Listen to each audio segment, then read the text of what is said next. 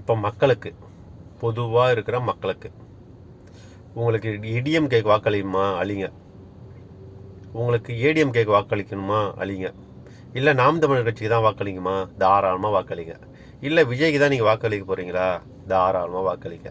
உங்களுடைய முடிவையோ கருத்தையோ மாற்ற நான் இங்கு வரவில்லை. ஆனால் நீங்கள் ஓட்டு போடுவதற்கு முன்பு செய்ய வேண்டிய ஒரே ஒரு வேலை, நீங்கள் சிந்திப்பதும் நீங்கள் உங்கள் கண்ணால் பார்ப்பதும் காதால் கேட்டதும் மெய்யா இல்லையா என்று ஆராயுங்கள். சின்ன வயசில் கண்ணால் காண்பதும் போய் காதால் கேட்பதும் போய் தீர ஆய்வதே மெய் அப்படின்னு ஒரு குறை நம்மளுக்கு சொல்லி தந்திருப்பாங்க. எனக்கு அன்னைக்கு புரியல அதோட விளக்கம் என்னன்ட்டு.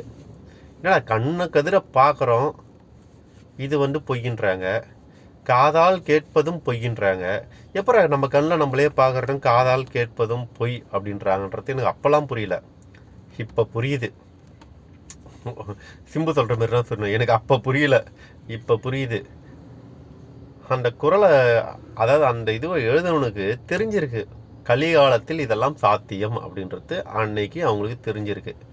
கண்ணால் காண்பதும் பொய் அப்படின்னும் போது, நான் சின்ன வயசில் படிக்கும்போது ஏன் கண் எதிர்க்க நடக்கிற ஒரு விஷயம் அப்படின்னு நினச்சேன். இல்லை, இன்னைக்கு ஊடகங்கள் வழியாக, காட்சி ஊடகங்கள் வழியாக நாம் பார்க்கும் கண்ணால் காண்பது அனைத்தும் பொய், காதால் கேட்பது அனைத்தும் பொய். காட்சி ஊடகங்கள் வழியாகவும், செய்திகள் வழியாகவும், நண்பர்களின் வாயிலாகவும், மற்ற வானொலி சேவைகள் வழியாகவும் பரப்பப்படும் அனைத்தும் நம் காதில் வந்து விழும். இவை அனைத்தும் பொய். இதில் எது மெய் அப்படின்றத உங்களுடைய மூளை மனசாட்சியை வைத்து ஆராய்ந்து பார்த்து முடிவெடுத்து தயவு செஞ்சு ஓட்டு போடுங்க. இது வேறு யாருக்கோ கிடையாதுங்க. ஓட்டு போடுறதுன்னு நல்லா யோசிச்சுங்க. ஓட்டு போடுறதுன்றது 5 வருஷத்துக்கான ஓட்டு கிடையாதுங்க. அடுத்த 50 வருஷம், அடுத்த 100 வருஷம், அடுத்த தலைமுறைக்கான வாக்குன்றது மாதிரி பாருங்கள். நம்ம பிள்ளைகள் நல்லா இருக்கணும், நம்மளுடைய தலைமுறை நல்லா இருக்கணும். இன்றைக்கி நம்ம மரம் வச்சோம்னா நம்ம பிள்ளைங்களை காப்பாற்றும் அப்படின்ற மாதிரி, இன்றைக்கி நம்ம போகிற வாக்கு அவங்க செய்ய போகிற நலத்திட்டத்தை வச்சு அடுத்தடுத்து 20 வருஷம் 30 வருஷத்துக்கு அதோட பலன் கிடைக்கும். அப்போது யாருக்கு ஓட்டு போட்டால், எந்த தலைவர்களை தேர்ந்தெடுத்தால் நமக்கு நல்லது வருங்க. உடனே அண்ணாதுரை, கலைஞர், ஜெயலலிதா இவங்களுடைய காலங்கள்லாம் முடிஞ்சு போச்சு. ஓகேங்களா? இவங்க நல்லது செஞ்சாங்களா கெட்டது செஞ்சாங்களான்னு அவங்க மறைஞ்சதுக்கப்புறம் பேசி ஒரு பிரயோஜனமும் கிடையாது. அதனால் அதை பற்றி நான் பேச விரும்பலை. ஆனால் உயிரோடு இருக்கும் எடப்பாடியார் ஒரு 3 வருஷத்துக்கிட்ட ஆண்டிருக்கார். அவர் என்ன பண்ணார் யோசிச்சு பாருங்கள். அவருடைய ஆளுமை திறன் என்னன்றது யோசிச்சு பார்த்து போட்டு போடுங்க.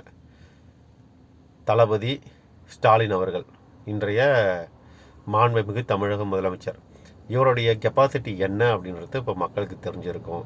அவர் உண்மையிலே நல்லது பண்ணாரா, அவர் தான் நாட்டை ஆள்றாரா, இல்லைன்னா அவரை சுற்றி நடக்கும் சூழ்ச்சிகள் என்ன, அவரே பார்த்திங்கன்னா நல்லவரா கெட்டவரா இதெல்லாம் ஆராய்ந்து அவருக்கு ஓட்டு போட்டால் அடுத்த தலைமுறை வரையும் நம்மளுடைய நாடும் தமிழ்நாடும் நன்றாக இருக்குமா அப்படின்னு யோசிச்சு பாருங்கள்.